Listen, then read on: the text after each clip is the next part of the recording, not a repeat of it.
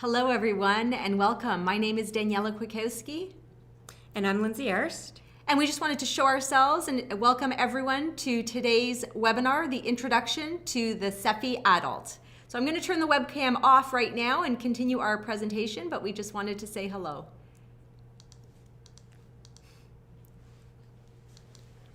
Okay.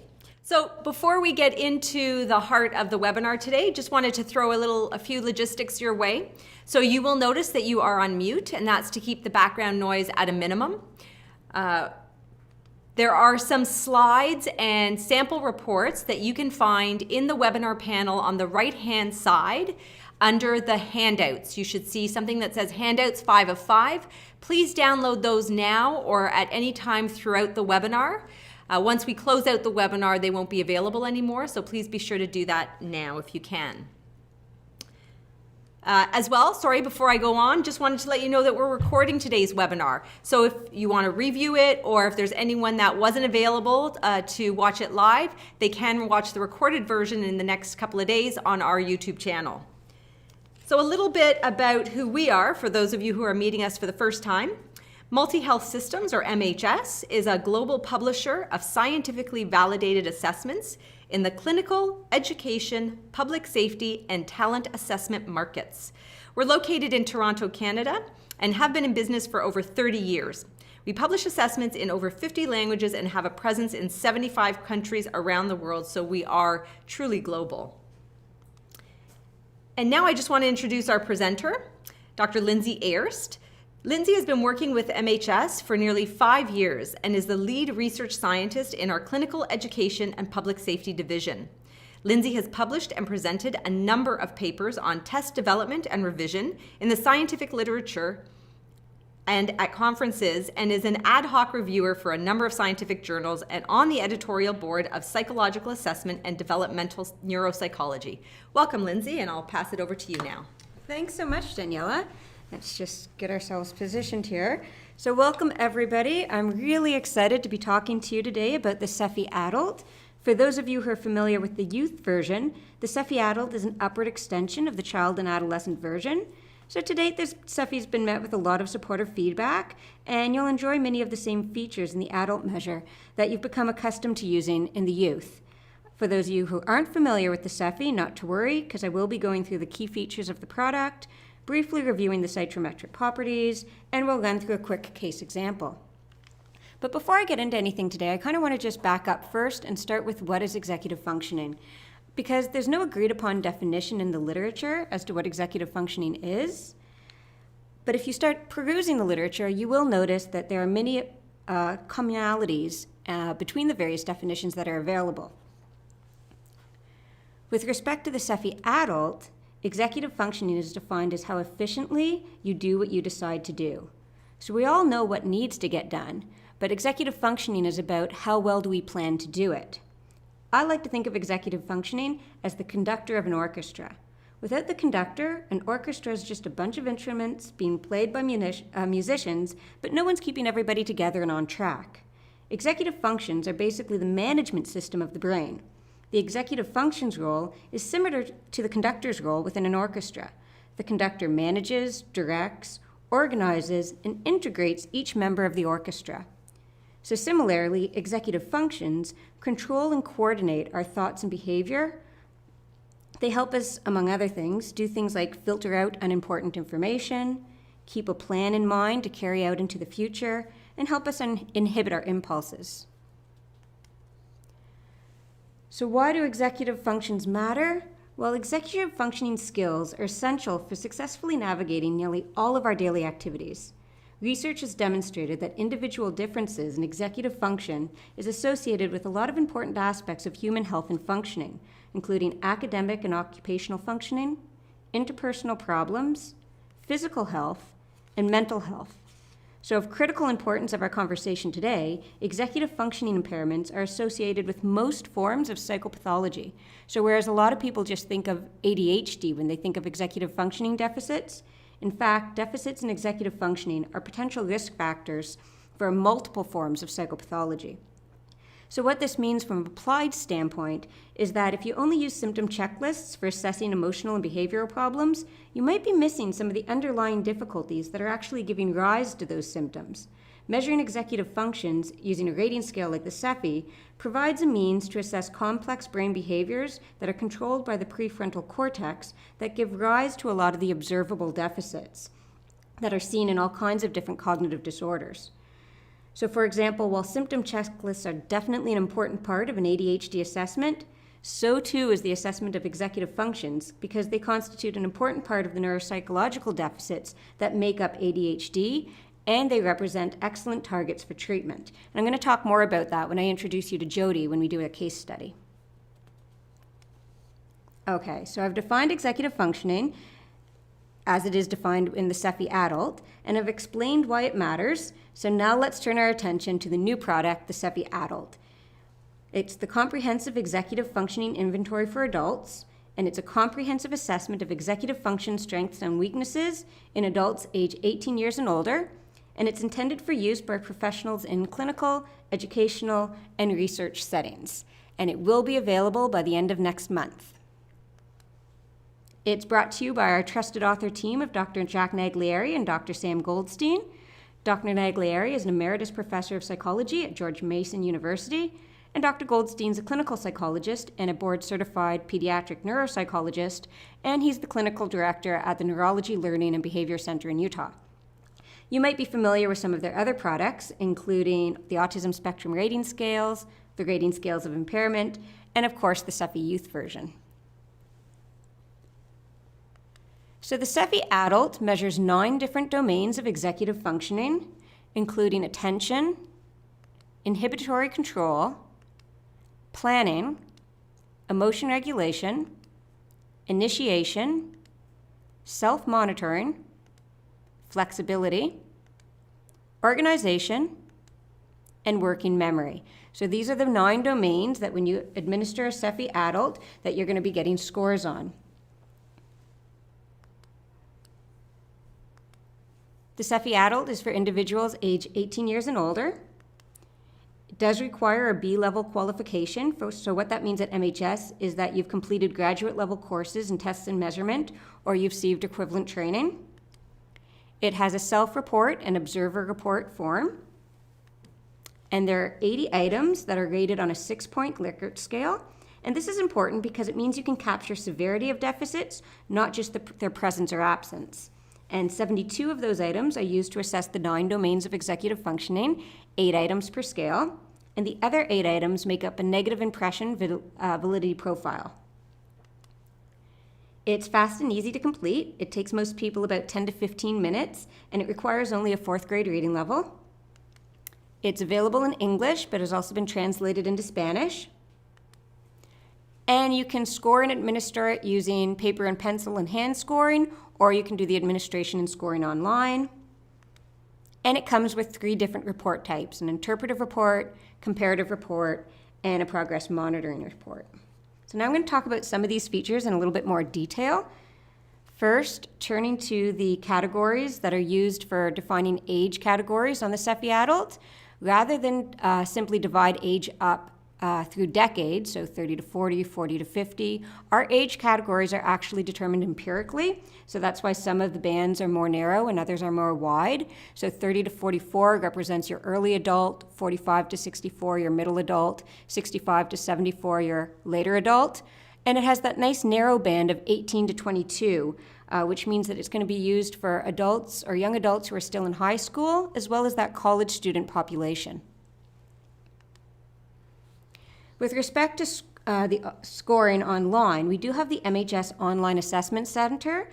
So the CEFI can be administered and scored using our MHS Online Assessment Center, and it's a web-based tool for administering, scoring, and generating the reports of a number of different products that we have at MHS. And you can access it on a computer, smartphone, tablet, or really anywhere with internet access. And it provides you with 3 different administration and scoring options. So the first one is that you can print out a paper form. So you can go into the online system and actually print out the paper form, have the rater fill it out and return it to you, and then you would manually enter the responses into the system and then generate and score the report. You can also have the rater complete the scale at your computer. So if they come into your office and you want them to complete it on your computer, then it will automatically be scored and you'll be able to generate the report. Or for convenience, you can also email a link to the rater, have them complete it at their convenience. When it is completed, you're going to get an email notification letting you know that it's done and that you're able to score and generate the report. Another feature, it's not on this slide, but I wanted to mention it, is data export. So this is something that a lot of researchers really appreciate, is that you're actually able to export the data into a Microsoft Excel file. As I mentioned, the CEFI Adult does have 3 different report options. The first is the interpretive report, which provides detailed results from a single administration. Then there's the comparative report, which provides an analysis of scores from 2 to 3 different graders. And finally, you have the progress monitoring and treatment effectiveness report, and that evaluates changes over time for up to 4 different administrations of the same rater. So notably, I want you to know that these reports are actually all included, so you don't have to pay for each of these separately, and the reports can be printed or saved in PDF and rich text format, and you can also cut and paste from our reports into your own evaluation report that you might be creating, and you can rescore the reports and regenerate them an unlimited number of times at no additional fee. I will walk you through the reports in a little bit more detail when we talk about the case study as well. Moving on to psychometric properties, as you would expect from a product authored by Goldstein and Naglieri, it does have a very impressive standardization sample. The samples were stratified to match the US Census with respect to gender, race, region, and education level, and we were able to come within less than 2% of US Census targets on all of those stratification variables. It's also a true general population sample rather than a normative sample, which means, as you would expect in the general population, approximately 10% of the normative sample includes individuals with a clinical diagnosis. Turning to reliability, internal consistency is very high on the CEFI Adult, so items on the scales are all measuring the same thing. You can be confident in that. We also looked at inter-rater reliability, so how likely are raters to agree if you have 2 different people rating the same individual, and that coefficient was very high as well. And finally, it has excellent test-retest reliability, and not just over a short period of time, which was the 2 to 4 week time period, but even when we extended that to 2 to 3 months, it continued to have a high correlation between administrations. So what this means is that you can be confident that if you observe a change in scores over time, that the change is actually due to a change in ability rather than to measurement error. And here on the slide, all of the coefficients are reported for the full scale score, but similar coefficients were found at the scale level, and all of that information is provided in great detail in the manual. Turning to validity,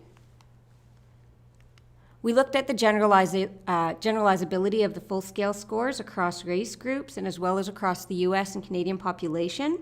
So looking at racial and ethnic diversity, group membership didn't have a significant relationship with the full-scale scores, so it didn't matter what racial group you belonged to, the scores were the same across racial groups. And similarly, we looked at Canadian and a US sample, and there were no differences found between those 2 samples, which lends support to the idea that the CEFI Adult can be used in an English-speaking Canadian sample just as well as it can be used in a US sample. We also looked at the structural validity of the measure. So this is where we do exploratory and confirmatory factor analysis at both the item and scale level. And all of our results clearly supported a 1-factor solution for the CEFI Adult, which indicates that executive functioning as measured by the CEFI Adult is definitely a unidimensional structure. We also looked at the criterion validity in 4 different clinical groups: an ADHD group, a generalized anxiety disorder group, a mood disorders group, and a dementia group.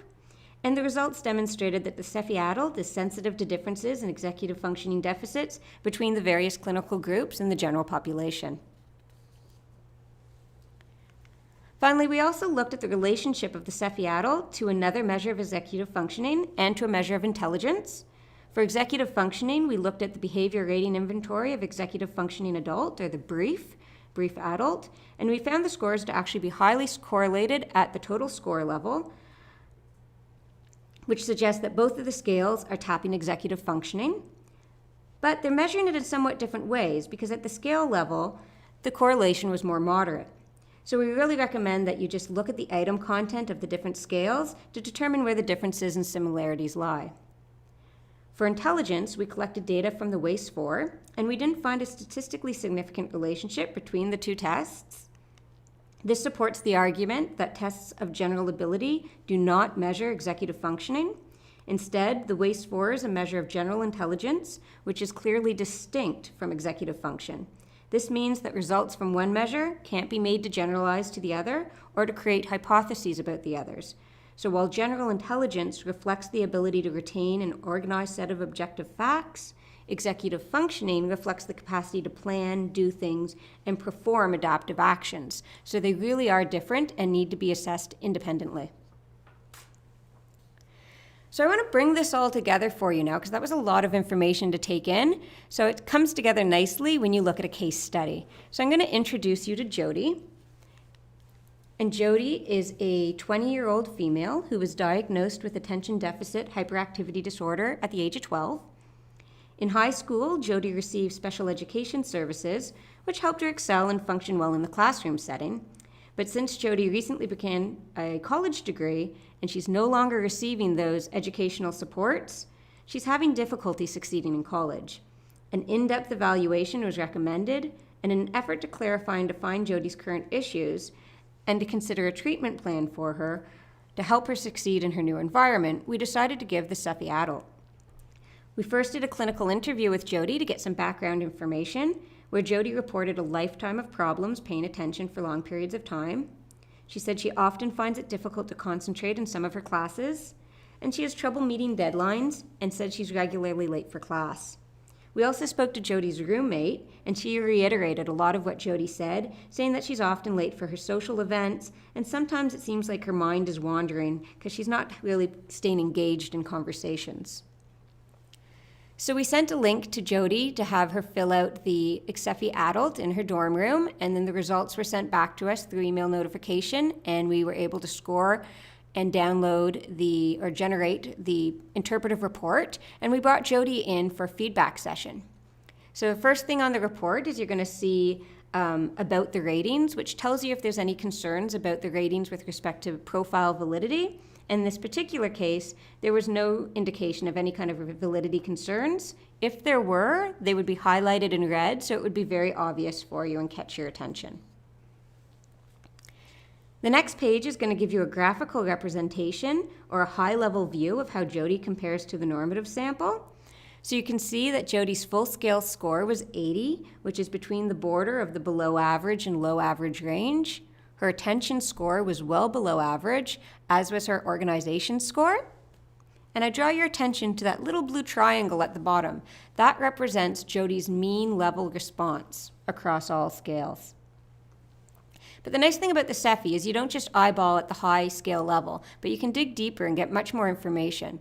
So the next page is going to be a table view of what you just saw, but there's a lot of rich information here. So again, you're going to see the full scale score of 80. But then you have all of this information in the table over here. So what you can see first is in the differences from average, and then in brackets 82.9. So that 82.9 is the blue triangle that was on the other graphical representation. So that's Jody's own personal mean level of response. And then in that column, it indicates whether the particular scale level score was above or below that mean.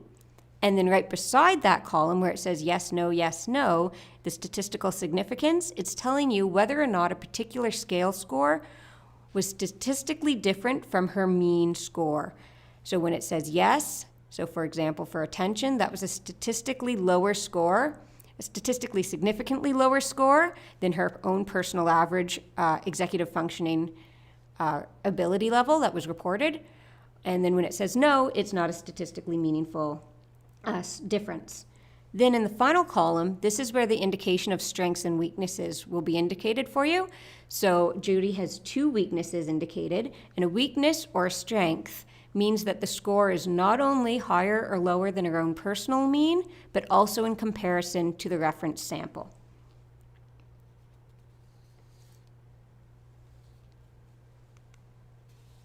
A nice thing about the CEFI Adult as well is that you can go deeper into the item level. So a lot of other reports I know will actually show you the item responses for each scale, so you can kind of see what was driving the scale elevations or the deficits. But the nice thing about the CEFI is it goes a step further and actually is going to tell you whether or not those item level scores are substantially above average or substantially below average. So it's going to be indicated by a light blue shading if it's above average and a darker blue shading when it's below average. So here you can see that some of Jodi's scores were significantly below average on the attention scale, and similarly for the organization scale. But interestingly, even though her overall flexibility scale was in the normal range, she did report herself as being above average with respect to being able to change behavior as needed or compromise when needed. And I think this item level analysis provides really rich clinical information, because what it tells me is that there are some strengths within this profile that can be drawn upon as building blocks for intervention. So we also wanted to get information, though, from Jodi's roommate, because a multi-rater perspective is always important. So we also asked Jodi's roommate to complete the CEFI Adult Observer Report. And that information was integrated into our feedback session. So here on the comparative report, you can see Jodi's scores side by side along her roommate's scores. So whereas Jodi indicated a total score of 80, her roommate had indicated a slightly higher total score of 84 with respect to her ratings of Jodi. You can also see, just eyeballing, that there's some differences between the attention scores as reported by the roommate and reported by Jodi herself. Similarly, with emotion regulation, whereas Jodi felt that she was in the normal range, her roommate felt a little differently about that. And similarly on flexibility, Jodi reported herself as being in the normal range, whereas her roommate thought that maybe she's not as average as she thinks she is on that particular domain. Again, the nice thing about this is that you're going to get a table view as well, and this is where we do the math for you. So rather just eyeballing whether a score is higher or lower and whether they differ, we're going to tell you if they're actually meaningfully different. Is there a statistical difference between these scores? So for example, on the standard score, it was 80 and 84. There's no significant difference. Similarly, on the tension score, even though eyeballing them, they seemed a little bit different. 52 reported by Jodi, 66 reported by the roommate. But in fact, those are not meaningfully different. What are meaningfully different, however, is the emotion regulation scores, where the roommate reported her as being low average and she reported herself as being average. So Jodi's comprehensive assessment integrated information from her developmental history and her CEFI Adult results from both herself and her roommate. And in light of these data, initial recommendations suggested that Jodi should seek academic support and be put on medication to help with problems of inattention. Jodi was referred to an academic counselor who works specifically with students who have ADHD. The counselor offers a multi-week program that's designed to improve a student's functioning in school. The program covers areas such as organized note-taking, concentration, and time management. And the program targets behaviors associated with attention and organization, which should help in her overall executive functioning. So we entered Jodi into this program, and then about 3 months later, we had both Jodi and her roommate complete the CEFI Adult again, so we could see whether or not our intervention was working. So comparing Jodi's self-report ratings from her first administration to the second revealed a few significant differences. First of all, her full scale increased, indicating overall improvement. There also appeared to be change in reported levels of attention, but no change on self-reported emotion regulation, and very little change, although there's a score difference, it's not a meaningful difference, on flexibility. And this makes sense because these weren't areas that were actually targeted in her treatment. So we might not expect change on those particular scales. Again, in the table view, we're going to see whether or not these differences are statistically different between time 1 and time 2. And sure enough, we can see that there is a meaningful difference between her full scale level of executive functioning ability. There was also an increase in her attention score, but she's still ending up below average. So it's not that she returned to what would be considered a normal range score, but she has improved. Maybe a medication dose change would move those scores even further in the average direction. And finally, as we'd expect from her intervention program, there was an increase in her organization skills. So the CEFI Adult was able to pinpoint areas of strength and weakness in executive functioning for Jody, and targeted intervention was possible as a result. So to summarize, I hope you've learned today that the CEFI Adult is an important tool that can help you pinpoint executive functioning deficits in a variety of disorders. A real strength of the measure, and something that makes it different from other products available, is that the items are rated on a 6-point Likert scale, making it possible to capture severity of deficits when they're present at the item level. And as would be expected from a product by Dr. Naglieri and Dr. Goldstein, it does have very strong psychometric properties. And equally important these days is that it's fast and easy to take, only about 10 to 15 minutes to complete, and requiring only a grade 4 reading level. So that's all I wanted to share with you today, but I'm going to turn it back to Daniela at this time, who has a few more notes for you. Okay, thanks, Lindsay. So although Lindsay mentioned we are launching the CEFI Adult later in July, if you are interested in purchasing it, it is now available for pre-sale with a special introductory offer. If you purchase any CEFI Adult kit or CEFI Lifespan bundle, you'll receive a free copy of the Handbook of Executive Function, which is authored by the same people who have brought you the CEFI and the CEFI Adult. There are a number of MHS representatives here to support you. Over the next 2 slides, you'll find the map and contact information for all of the education and clinical assessment consultants. Depending on where you are located, please feel free to contact your specific rep. This slide displays your MHS education assessment consultants based on the location in the US and Canada. And this one displays the contact information for the clinical and healthcare consultants. And it's also available in that slide handout that hopefully you've been able to download. For any of our international attendees on the line, please call the 1-800 number on your screen, and one of our client services representatives will connect you with the right person in your part of the world. MHS also offers self-paced options to gain CE or CPD credits. We are authorized by both the APA and NASP as sponsors, so please visit our Learn Center, and you see the link right there, the website, for more information on what's available.